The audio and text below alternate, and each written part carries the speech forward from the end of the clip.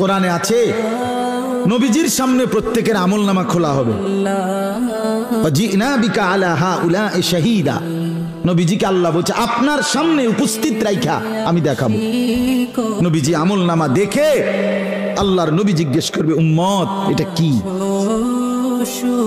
উম্মত দিনের পর দিন ফজরের নামাজ কোথায়, জোহরের নামাজ কোথায়? উম্মত 30 বছরের ব্যবসার মধ্যে একটা হালাল নাই। সুদের এত টাকা দরকার, ঘুষের এত টাকা দরকার।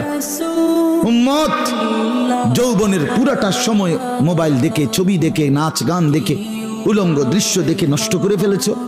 আজ আমি কিসের সুপারিশ করব উম্মত? আমি এটা নিয়ে আমার আল্লাহর সামনে কেমনে দেখাবো? আমি কিভাবে বলবো?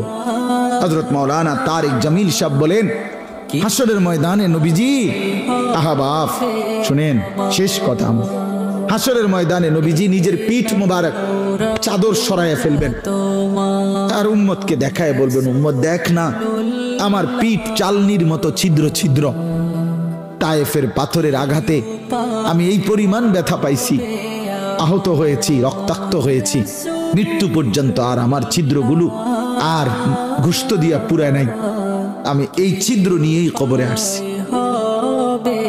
আমার 23 বছরের এই কষ্ট, এই আমানত, আমার উহুদের দান শহীদ, আমার পেটে পাথর বাঁধা, আমার সাহাবীদের এই শাহাদাত, আমার বেলালের এত কষ্ট, খাব্বাবের এত জুলুম নির্যাতন সহ্য করা, বিনিময় উম্মত কি নিয়ে আস, কি নিয়ে আস? জিন্দেগি কোনো কদর করলেন না।